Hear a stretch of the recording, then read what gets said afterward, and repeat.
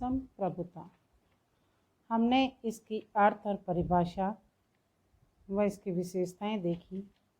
इसका जो अगला चरण है वो हम देखेंगे संप्रभुता के रूप।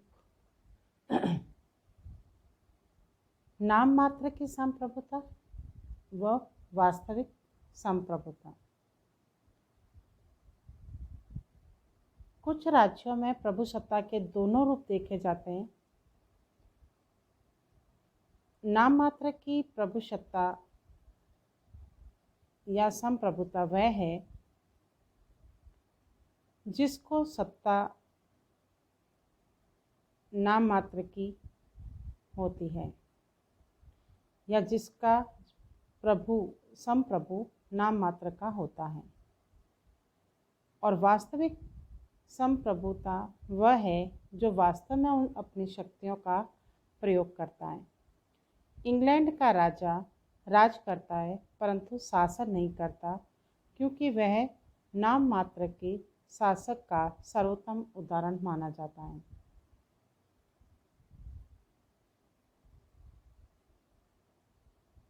तो इंग्लैंड का जो राजा है वह केवल राज करता है, शासन कार्य नहीं करता, इसीलिए हम उसे नाम मात्र की संप्रभुता कह सकते हैं। और संयुक्त राज्य अमेरिका तथा फ्रांस के राष्ट्रपति वास्तविक प्रभु की श्रेणी में आते हैं, क्योंकि वे अपने विवेक के अनुसार राज्य की शक्ति का प्रयोग करते हैं और अपनी स्वयं की भूल के या कार्य से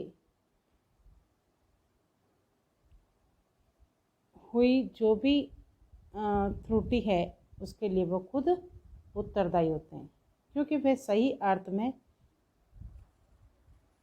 वास्तविक शक्ति का प्रयोग करते हैं। इसलिए वास्तव में शासन भी वही करते हैं। फिर है वैधानिक संप्रभुता और राजनीतिक संप्रभुता। वैधानिक संप्रभुता संपन्न शासक वह होता है जिसके पास कानून के निर्माण तथा उसको लागू करने की सर्वोच्च शक्ति होती है। ऐसे प्रभु द्वारा निर्मित कानून सभी संबद्ध लोगों तथा वर्गों पर अनिवार्य रूप से लागू होता है और वही कानून को परिवर्तित या निरस्त कर सकता है। तो ब्रिटेन की संसद वैधानिक संप्रभुता का या वैधानिक प्रभुसत्ता का सर्वोत्तम उदाहरण है, जो अपने विवेक के अनुसार कानून बना सकती है। और राजनीतिक संप्रभुता निर्वाचक मंडल की शक्ति का द्योतक होती है।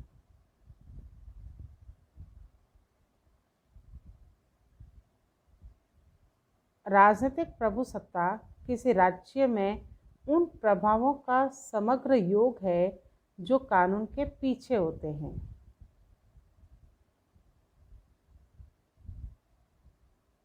फिर है अपना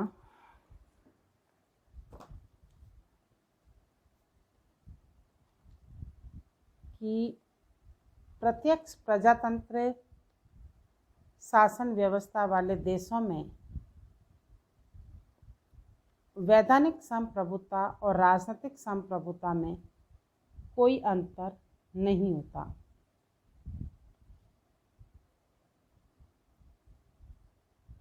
तो कानूनी संप्रभुता निश्चित होती है और न्यायालय इसे स्वीकार करता है।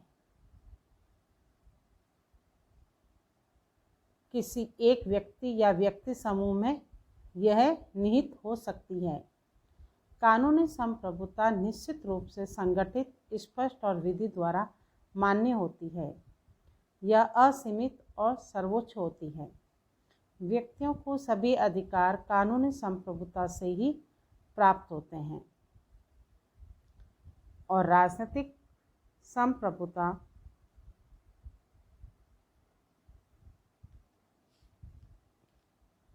कानून द्वारा ज्ञात नहीं होती, यह तो असंगठित और अनिश्चित होती है।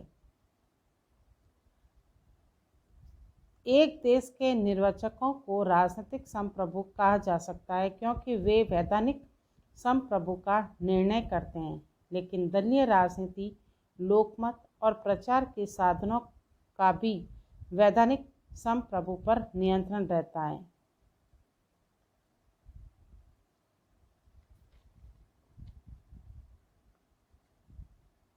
श्रेष्ठ शासन की समस्या अधिकांश में वैधानिक संप्रभु तथा राजनीतिक संप्रभु के मध्य पारस्परिक संबंध स्थापित करने की समस्या है।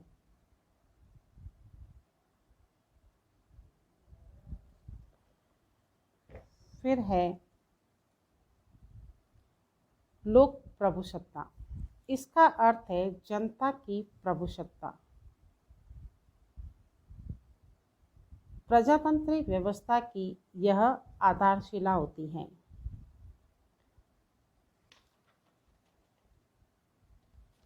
प्राचीन काल में रोमन लोगों द्वारा यह विचार व्यक्त किया गया था कि राज्य की सत्ता का स्रोत लोगों की सामूहिक शक्ति है, और मध्य युग के उत्तरार्ध में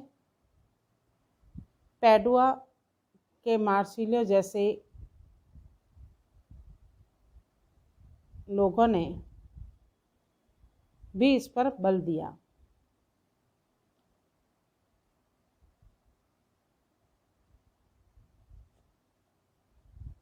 संयुक्त राज्य अमेरिका के राष्ट्र निर्माताओं में थॉमस जेफरसन ने जनता की सर्वोच्च शक्ति के विचार पर बल दिया। तब से यह विचार प्रजातांत्रिक सिद्धांत का अभिन्न अंग बन गया है, किंतु वास्तविक प्रयोग में यह राजनीतिक प्रभुसत्ता का रूप ग्रहण कर लेता है। अब हम चर्चा करेंगे प्रभुसत्ता या संप्रभुता के संबंध में ऑस्टिन के विचार या सिद्धांत।